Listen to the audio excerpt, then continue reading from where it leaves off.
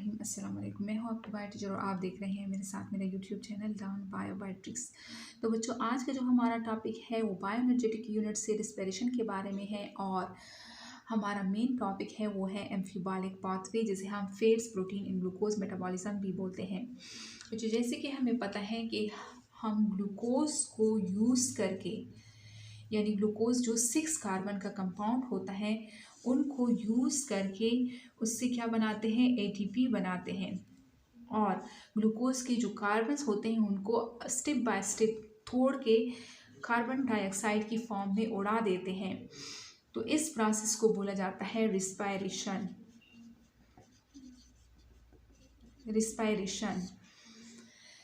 Cell के अंदर मौजूद ग्लूकोज का टूट जाना और उससे एटीपी का बनना और उनकी कार्बन को कार्बन डाइऑक्साइड की फॉर्म में उड़ा देना रिस्पिरेशन कहलाता है। अब अगर हम बात करें एक एरोबिक रिस्पिरेशन की, तो एरोबिक रिस्पिरेशन में ग्लूकोज जब टूटता है तो 3 स्टेप्स में टूटता है। एक को हम बोलते हैं ग्लाइकोलिसिस,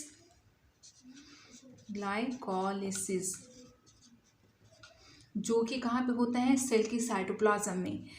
दूसरा है क्रेब्स साइकिल, जो कि माइटोकॉन्ड्रिया के मैट्रिक्स में होता है। और तीसरा है इलेक्ट्रॉन ट्रांसपोर्ट चेन, जो कि माइटोकॉन्ड्रिया के इनर फोल्डेड मेम्ब्रेन जो है उसमें होता है इलेक्ट्रॉन ट्रांसपोर्ट चेन। तो एक ग्लूकोज के मॉलिक्यूल को हम इन 3 स्टेप्स में, यानी इन 3 तरीक़ों से हम इसको आहिस्ता आहिस्ता तोड़ के इससे एटीपी बनाएंगे और एक ग्लूकोज के मॉलिक्यूल से 38 एटीपीज हम बनाएंगे एरोबिक रिस्पिरेशन में। तो बच्चों, ग्लूकोज को हम ब्रेक डाउन कर रहे हैं यहाँ पे। तो ये कौन सा प्रोसेस है? Yes, this is catabolism.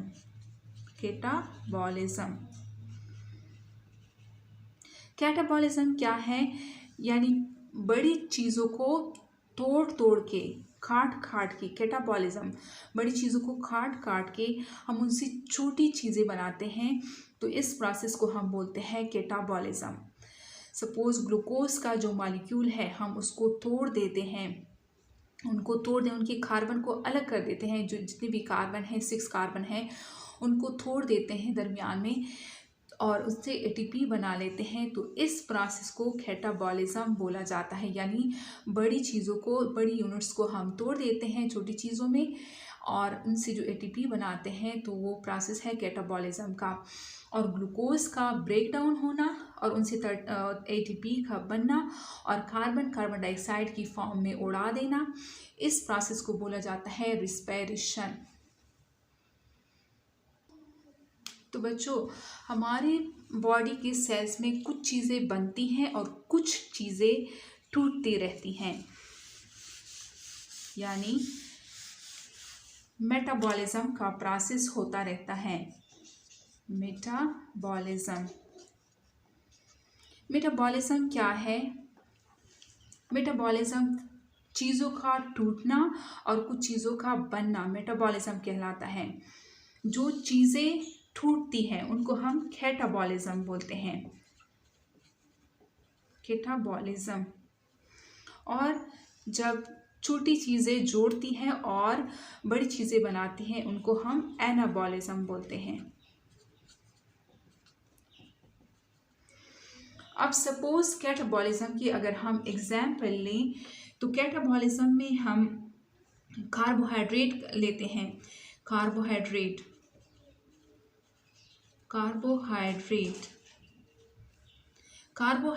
को हम लेते हैं, उनको तोड़ तोड़ के। कार्बोहाइड्रेट क्या, किस चीज़ का बना होता है? ग्लूकोज का बना होता है। यानी ग्लूकोज के छोटे छोटे यूनिट आपस में मिल के कार्बोहाइड्रेट बनाते हैं। ये ग्लूकोज का है, ये ग्लूकोज, यानी ऐसे बहुत सारे छोटे छोटे यूनिट्स मिल के एक बहुत बड़ा चेन बना लेते हैं, एक बहुत बड़ा स्ट्रक्चर बना लेते हैं। उनको हम बोलते हैं कार्बोहाइड्रेट। तो इन कार्बोहाइड्रेट को जब हम तोड़ते हैं, यहाँ से जो बॉन्ड ब्रेक करते हैं और इनके जो छोटे यूनिट्स हैं उनको जब अलग करते हैं, यानी ये ग्लूकोज अलग हो गया, ये अलग हो गया। और ये हमें पता है कि बॉन्ड ब्रेक करने से एनर्जी रिलीज होती है, तो यहाँ से हमारे पास एनर्जी आएगी। ठीक है, यानी बड़ी चीज़ को हमने काट दिया दरमियान में से, तो इस प्रोसेस को हमने बोला कैटाबॉलिज्म। ये हमारी बॉडी के सेल के अंदर ऐसा होता रहता है जब रिएक्शंस होते हैं। और दूसरा हम बोलते हैं कि एनाबॉलिज्म भी साथ में होता रहता है। एनाबॉलिज्म क्या है? जैसे कि छोटे छोटे यूनिट्स, अगर हम बात करें प्रोटीन्स की, प्रोटीन किस चीज़ का बना होता है? प्रोटीन अमाइनो एसिड का बना होता है। अमाइनो एसिड छोटे छोटे यूनिट्स होते हैं, वो आपस में मिलके क्या बना लेते हैं? एक बहुत बड़ा चेन बना लेते हैं, और इस चेन को हम बोलते हैं प्रोटीन। ठीक है, और ये अमाइनो एसिड यानी एनाबॉलिज्म में क्या होता है, उसमें तो हमने चीज़ें तोड़ दी थी, और एनाबॉलिज्म में हम क्या करते हैं, ये हमने एक अमाइनो एसिड मिलाया, फिर उसके साथ दूसरा मिलाया, फिर उसके साथ तीसरा मिलाया, फिर उसके साथ चौथा मिलाया, और इस तरह एक चेन बना लिया। तो इस प्रोसेस को हम एनाबॉलिज्म बोलते हैं, यानी छोटे छोटे यूनिट को मिला के जो चेन बनता है, जो चीज़ बनती है, उस प्रोसेस को एनाबॉलिज्म बोलते हैं। और कंबाइन में यानी कैटाबॉलिज्म प्लस एनाबॉलिज्म को हम मेटाबॉलिज्म बोलते हैं, यानी हमारे बॉडी के सेल के अंदर ये दोनों प्रोसेसेस होते रहते हैं।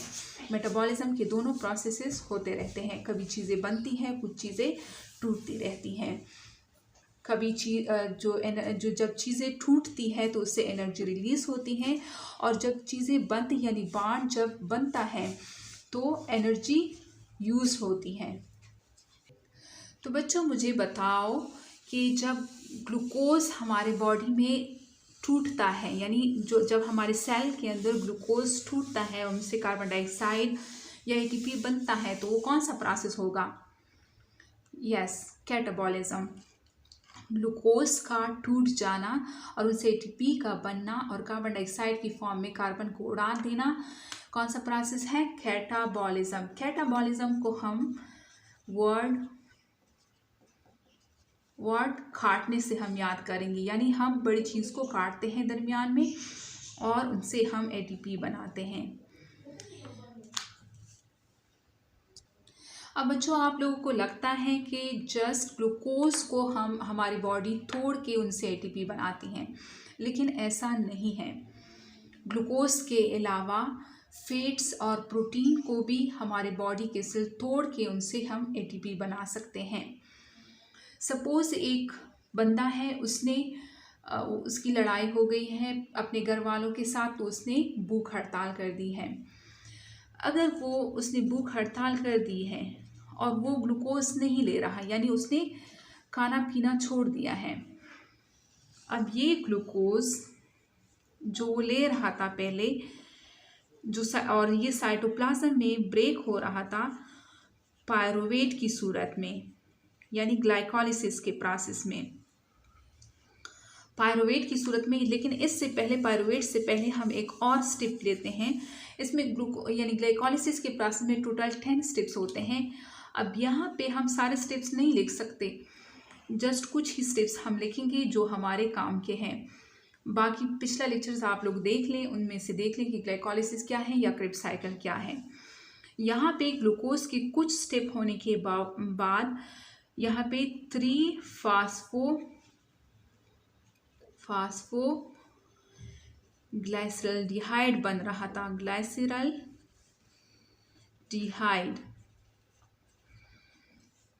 ग्लाइसरल्डिहाइड बन रहा था, और साथ में एक और मॉलिक्यूल बन रहा था जिसे हम डाप यानी डाईहाइड्रोऑक्सी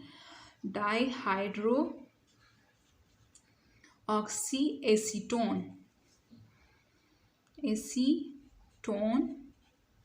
डाईहाइड्रोऑक्सी डाप DHAP डाईहाइड्रोऑक्सी एसीटोन फास्फेट बन रहा था। और ये दोनों आपस में कन्वर्टेबल हैं, इंटर कन्वर्टेबल हैं, तो ये डाईहाइड्रोऑक्सी एसीटोन फास्फेट दोबारा से क्या बना लेता है? 3 फास्फोग्लाइसरल्डिहाइड। तो 3 फास्फोग्लाइसरल्डिहाइड के बाद कुछ स्टेप होने के बाद क्या होता था? 2 पायरुवेट हमारे पास आते थे। और ये कौन सा प्रोसेस है? ये ग्लाइकोलाइसिस का प्रोसेस है जो कि सेल के साइटोप्लाज्म में होता था। तो यहाँ पे 2 पायरुवेट हमारे पास आते थे और ये पायरुवेट मज़ीद जाके सेल के अंदर मौजूद एक ऑर्गेनेली होती थी जिसे हम माइटोकॉन्ड्रिया बोलते हैं, माइटोकॉन्ड्रिया। ये पायरुवेट जाके माइटोकॉन्ड्रिया के मैट्रिक्स में एसिटाइल को ए बना लेता था और ये एसिटाइल को ए फिर दोबारा से कहा जाता है इसी मैट्रिक्स में क्रिप्स साइकिल चलाता था,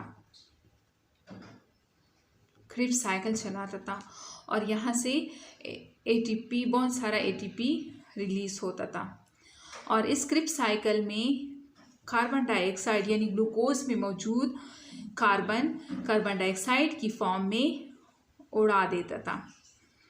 यहाँ पर भी यहाँ क्रिप्स साइकिल में 4 कार्बन डाइऑक्साइड जो थे वो ग्लूकोज के मॉलिक्यूल से रिलीज होते थे, 4 कार्बन डाइऑक्साइड के मॉलिक्यूल, और एक जो था लिंकर स्टेप में, ना 2 जो थे, सॉरी 2 जो थे वो लिंकर स्टेप में उड़ा देता था कार्बन डाइऑक्साइड के मॉलिक्यूल। तो ये पायरुवेट का मॉलिक्यूल कहा गया माइटोकॉन्ड्रिया में, यानी ग्लूकोज, यानी जब बंदा कुछ खाता है ग्लूकोज की फॉर्म में, वो रोटी खाता है या फ्रूट खाता है या जो भी चीज़ वो खाता है, तो वो उनसे ग्लूकोज मिलता है और ये ग्लूकोज ब्रेक डाउन हो के 3 स्टेप्स में यानी ग्लाइकोलाइसिस, क्रेब्स साइकिल और इलेक्ट्रॉन ट्रांसपोर्ट चेन में जाके मुकम्मल तौर पे बर्न होके क्या बना लेता था? एटीपी बना लेता था। लेकिन अब बंदे ने भूख हड़ताल कर ली है, उनको ग्लूकोज नहीं मिल रहा। कुछ दिन तो चल गए उनको, क्योंकि उनकी बॉडी में इतना ग्लूकोज स्टोर था जो उसने यूज़ किया। अब आगे क्या होगा? अब आगे वो ब्रेक डाउन करेगा इन अदर सबस्ट्रेट को, यानी ग्लूकोज के अलावा भी कुछ और चीज़ें हैं जिससे हम तोड़ के एनर्जी बना सकते हैं। तो ग्लूकोज अगर उनको नहीं मिल रहा, उसने भूख हड़ताल कर ली है, तो ग्लूकोज के बाद वो क्या करेगा? उसके बॉडी में मौजूद लिपिड्स जो हैं उनकी ब्रेक डाउन होगी। कैसे होगी ये देखते हैं। अब ये उनके बॉडी में मौजूद जो लिपिड्स जमा हैं, जो उसने चर्बी चढ़ाई हुई है लिपिड्स, और अब वो उसने खाना पीना छोड़ दिया है, लेकिन उसकी बॉडी को, उनके सेल को एनर्जी तो चाहिए होती है। तो उस एनर्जी बनाने के लिए उनको ग्लूकोज नहीं मिल रहा, तो अब वो बॉडी में मौजूद लिपिड्स को तोड़ेगा। लिपिड्स क्या है? लिपिड्स जो है वो 2 मॉलिक्यूल यानी फैटी एसिड और ग्लाइसराइड्स हैं। लिपिड्स ब्रेक डाउन होंगे फैटी एसिड और ग्लाइसराइड्स में, फिर ये ग्लाइसराइड्स जाएगा, यानी ग्लाइसराइड ऐसा नहीं है कि ग्लूकोज की तरह पहले बनाएगा ग्लूकोज 6-फास्फेट 1,6-फास्फेट, इस तरह नहीं बनाएगा। डायरेक्ट ग्लाइसराइड्स जाएगा, यहाँ पे 3-फास्फोग्लाइसरल्डिहाइड उनसे बनेगा। यानी अब ग्लूकोज बॉडी में ख़त्म हो गया है, ग्लूकोज बॉडी में नहीं है, उसने खाना पीना छोड़ दिया है, उस बंदे ने ग्लूकोज उनको नहीं मिल रहा। अब उसने लिपिड्स, जो उसकी बॉडी में मौजूद लिपिड्स है, उसको ब्रेक डाउन किया, उनसे फैटी एसिड बनाएगा और ग्लाइसराइड्स बनाएगा। ग्लाइसराइड्स डायरेक्टली जाएगा 3-फास्फोग्लाइसरल्डिहाइड में, और 3-फास्फोग्लाइसरल्डिहाइड से फिर आगे जो स्टेप्स होता है ग्लाइकोलाइसिस का, उसकी तरह यहाँ पे और स्टेप्स होंगे और आखिर में क्या बनाएगा? 2 पायरुवेट बनाएगा और 2 पायरुवेट मज़ीद जाएगा एसिटाइल को ए में और इसी तरह एंटर करेगा क्रिप्स साइकिल में, और ग्लाइसराइड से क्या बनेगा? ग्लाइसराइड से माइटोकॉन्ड्रिया में एटीपीज बनेंगे और ग्लाइसराइड्स के जो कार्बन्स होते हैं वो कार्बन डाइऑक्साइड की फॉर्म में रिलीज हो जाएंगे। ये जो ग्लाइसराइड्स हैं इसको हम कैसे याद करेंगे कि ये इस साइकिल में, या ये जो ग्लूकोज यानी ग्लाइकोलाइसिस का जो प्रोसेस है इनके कहाँ पे एंटर होगा? ग्लाइसराइड से हम याद करेंगे कि इस वर्ड में 3-फास्फोग्लाइसरल्डिहाइड में ग्लाइसरल का वर्ड यूज़ हुआ है, तो ग्लाइसराइड्स कहाँ पे एंटर करेगा? 3-फास्फोग्लाइसरल्डिहाइड में। इसके बाद फैटी एसिड को अब देखें, अब फैटी एसिड कहाँ पे एंटर करेगा, यानी इससे और जो ग्लूकोज से जो प्रोडक्ट्स बनते हैं, यानी जो स्टेप बाय स्टेप चीज़ें बनती हैं, इससे लिपिड से वो चीज़ें नहीं बनेंगी, बल्कि ये ग्लाइसराइड्स डायरेक्टली चेंज होगा 3-फॉस्फोग्लाइसराइड में, और बाकी जो स्टेप होता है उसी में चेंज होता रहेगा और इसी तरह एटीपी बनाएगा। और फैटी एसिड जो है वो ग्लाइसराइड में एंटर नहीं होगा, बल्कि फैटी एसिड जो है वो यहाँ पे माइटोकॉन्ड्रिया में मौजूद एसिटाइल CoA में चेंज होगा, यानी फैटी एसिड जो है वो एसिटाइल CoA में चेंज होगा और एसिटाइल CoA फिर क्रिब्स साइकिल में जाएगा और इसी तरह एटीपी बनाएगा। फर्स्ट ईयर की बुक में जो केपी का बुक है उसमें एक एग्जाम्पल दिया हुआ है फैटी एसिड का, जो है ओलिक एसिड। ओलिक एसिड क्या है? ओलिक एसिड 18 कार्बन का सबस्ट्रेट होता है, 18 कार्बन का लिपिड्स हैं, यानी इसमें टोटल 18 कार्बन हैं। जैसे कि ग्लूकोज में कितने कार्बन थे? ग्लूकोज के एक मॉलिक्यूल में 6 कार्बन थे, तो यहाँ पे ओलिक एसिड में यानी फैटी एसिड की अगर हम बात करें, ओलिक एसिड में कितने कार्बन हैं? 18 कार्बन्स हैं, यानी 1 2 3 4 इसी तरह 18 कार्बन। तो ये 18 कार्बन जब जाएंगे एसिटाइल CoA में, बच्चों मैं पढ़ा चुकी हूँ आप लोगों को, एसिटाइल CoA कितने कार्बन का मॉलिक्यूल होता है? एसिटाइल CoA में 2 कार्बन होते हैं। तो ये यहाँ से ब्रेक डाउन होके ये जो ओलिक एसिड है, यानी 18 इसमें टोटल कार्बन है, ये कार्बन ब्रेक डाउन होंगे, ये जो 18 कार्बन है इससे जो एसिटाइल CoA बनेगा, एसिटाइल CoA 2 कार्बन का होता है, तो इससे टोटल कितने एसिटाइल CoA बनेंगे? जो 2 कार्बन के होंगे, इसी तरह 9, ठीक है, यानी 18 को अगर हम 2 कार्बन मिला लें तो इससे 9 हमारे पास एसिटाइल CoA बनेंगे। फिर ये 9 जो हमारे पास एसिटाइल CoA बने हैं, ये मज़ीद जाके क्रिब्स साइकिल में जाएंगे और हमारे पास उनसे एटीपीज बनेंगे। अब ग्लूकोज में कितने एटीपीज बनते हैं? एरोबिक रेस्पिरेशन में हमारे पास 38 एटीपीज बनते हैं। लेकिन ओलिक एसिड में, यानी फैटी एसिड की अगर बात करें और स्पेशली ओलिक एसिड की, तो ओलिक एसिड के एक मॉलिक्यूल से हमारे पास 108 एटीपीज बनेंगे, यानी लिपिड जो है वो रिच सोर्स है ऑफ एनर्जी का। लिपिड के एक मॉलिक्यूल से, यानी फैटी एसिड के एक मॉलिक्यूल से, जो केपी की बुक में एग्जाम्पल है ओलिक एसिड का, उनको ब्रेक डाउन करके उनसे हम 108 एटीपीज निकाल सकते हैं। लेकिन ग्लूकोज के एक मॉलिक्यूल से हम 38 एटीपीज बना सकते हैं। अब बच्चों अब लिपिड्स भी ख़त्म हो गए हैं हमारे बॉडी में, बस उस बंदे ने पक्का इरादा किया हुआ है कि मैंने मरना है। अब क्या होता है, अब लिपिड्स भी, ग्लूकोज उसने खाना छोड़ दिया है, ग्लूकोज भी ख़त्म हो गया है और लिपिड्स भी ख़त्म हो गए हैं। अब जो डेंजरस कंडीशन है, यानी हमारे बॉडी के जो प्रोटीन्स होते हैं अब वो टूटना स्टार्ट कर देते हैं। अब लिपिड्स भी ख़त्म हो गया, ग्लूकोज भी ख़त्म हो गया, अब प्रोटीन्स जो है वो टूटेंगे और उनसे एनर्जी बनेगी। अब कैसे? प्रोटीन क्या होते हैं? प्रोटीन किस चीज़ के बने होते हैं? अमाइनो एसिड के बने होते हैं। अमाइनो एसिड छोटे छोटे यूनिट्स होते हैं, जैसे कि ये एक यूनिट है, ये दूसरा, ये तीसरा, इस तरह एक चेन बना लेते हैं प्रोटीन का। हमारे बॉडी में यानी हम टोटल जो अमाइनो एसिड हैं वो कितने हैं? 20 अमाइनो एसिड, 20 अमाइनो एसिड हैं। 20 अमाइनो एसिड हमारे बॉडी में 10 जो है वो 10 अमाइनो एसिड वो हमारी बॉडी बना सकती हैं, और 10 अमाइनो एसिड जो है वो हम बाहर से लेते हैं, यानी खुराक की फॉर्म में। जो हमारी बॉडी नहीं बना सकती, जो हमारी बॉडी नहीं बना सकती उनको हम बोलते हैं जो हमारी बॉडी खुद बनाती है, यानी 10 अमाइनो एसिड जो हमारी बॉडी खुद बनाती हैं, उनको ज़रूरत नहीं है कि वो कहीं से ले ले, तो उनको हम बोलते हैं नॉन एसेंशियल। और जो हमारी बॉडी, यानी यहाँ पे जो हमारी बॉडी बनाती हैं, जो ऐसे अमाइनो एसिड जो हमारी बॉडी बनाती हैं, उनको हम बोलते हैं नॉन एसेंशियल। और जो हमारी बॉडी नहीं बना सकती, उनको हम बाहर से लेते हैं खाने की फॉर्म में, तो उनको बोलते हैं एसेंशियल। अब ये जो 10 अमाइनो एसिड हैं वो कहाँ से बनेंगे? पहले हम इसको तोड़ देते हैं। पहले हम इसको क्या करते हैं, ये जो प्रोटीन हमने लिया है, अब क्या हुआ, लिपिड्स ख़त्म हुआ, ग्लूकोज ख़त्म हो गया हमारी बॉडी का।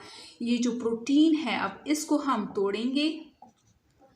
ये प्रोटीन जो है, इसको हम अमाइनो एसिड में तोड़ेंगे, यानी इसके जो छोटे छोटे यूनिट्स हैं, यहाँ से इसको ब्रेक डाउन करेंगे। अब अमाइनो एसिड का फार्मूला अगर हम देखें तो CCOOH, H ऊपर होता है, सफाई के साथ लिख लेती हूँ। अमाइनो एसिड CCOOH, H एक अमाइनो ग्रुप होता है, NH2 और कोई सा भी फंक्शनल ग्रुप। ये सैंपल फार्मूला इसका है, किस चीज़ का, अमाइनो एसिड का। अमाइनो एसिड जो है वो मिल के क्या बनाते हैं, प्रोटीन बनाते हैं। अब पहले इसकी क्या होगी, डीएमिनेशन।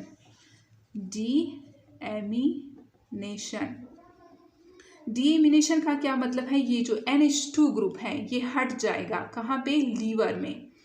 इसको हम पढ़ेंगे फिर। लीवर में इसकी डीएमिनेशन होगी, तो ये जो बाकी रहता है ये अब एंटर करेगा कहाँ पे, या एंटर करेगा यहाँ पे पायरोवेट में। ये चीज़ें मैं हटा देती हूँ ताकि साफ सुथरा आप लोग को नज़र आए। अब प्रोटीन टूटना स्टार्ट हो गया है हमारी बॉडी में, जो बहुत ही सवेयर कंडीशन है। अब ये जो ग्रुप रह गया है डीएमिनेशन के बाद, ये या तो पायरोवेट बनाएगा डायरेक्ट, या एसिटाइल CoA बनाएगा, या फिर डायरेक्ट जाएगा क्रिप्स साइकिल में, वहाँ से एनर्जी रिलीज करेगा। ये किसी भी फॉर्म में जा सकता है प्रोटीन, यानी या पायरुवेट में जा सकता है, या एसिटाइल CoA में जा सकता है, या क्रिप्स साइकिल में जाके क्या बना लेता है, ATP। ठीक है। अब प्रोटीन का टूटना क्या होता है, बहुत ही खतरनाक होता है। अब यहाँ पे जो हमें नज़र आता है, ये सारा जो प्रोसेस हमने किया है और ये जो हमें नज़र आ रहा है, यहाँ पे क्या होता है, बड़ी चीज़ें टूट रही हैं, बड़ी चीज़ें टूट के हमें एनर्जी दे रही हैं और कार्बन के फॉर्म में उनसे कार्बन रिलीज हो रहा है।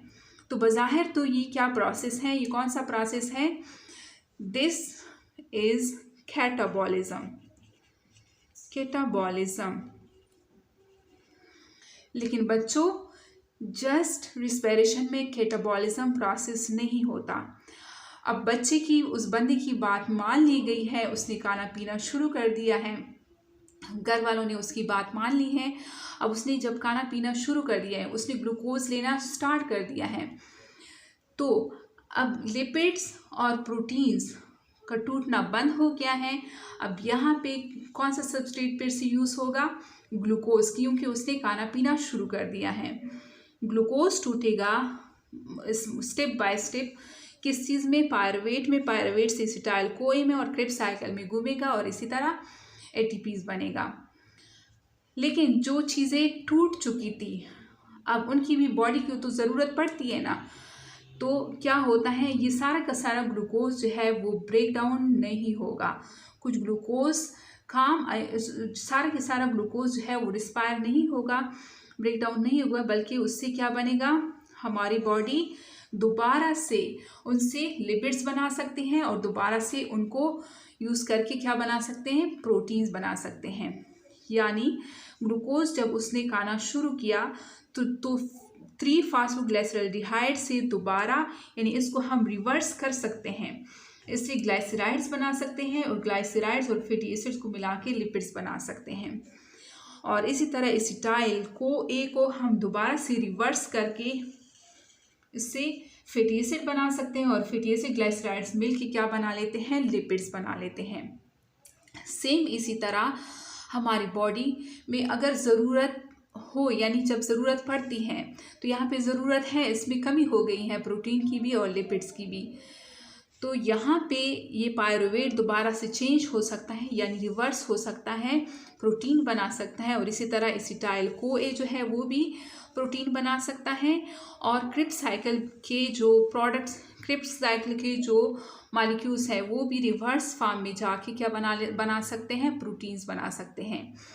यानी ये जो रिस्पायरेशन का प्रोसेस है ये दोबारा से रिवर्स भी हो सकता है। तो ये क्या है, ये अब जो चीज़ें टूट चुकी थी उनसे हमने दोबारा से वो जो बड़ा मॉलिक्यूल था वो दोबारा से बना ली है। तो इस प्रोसेस को हम क्या बोलते हैं, एनाबॉलिज्म। और इनको कंबाइन हम बोलते हैं मेटाबॉलिज्म।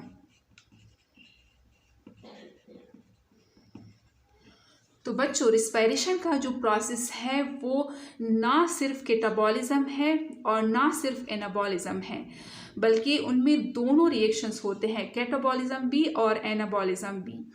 इसलिए रिस्पायरेशन को हम एम्फीबॉलिक पाथवे या एम्फीबॉलिक रिएक्शन भी बोलते हैं। एम्फीबॉलिक क्या होता है, जिसमें चीज़ें टूट के बड़ी चीज़ें टूट के छोटी चीज़ें बना लेती हैं और छोटी चीज़ें मिलके बड़ी चीज़ बना लेती हैं। तो ये दोनों रिएक्शंस इसमें होते हैं, इसलिए इसको एम्फीबॉलिक रिएक्शन भी बोला जाता है रिस्पायरेशन को। तो ये है आज का हमारा टॉपिक। मिलते हैं नेक्स्ट लेक्चर में। अल्लाह हाफिज़।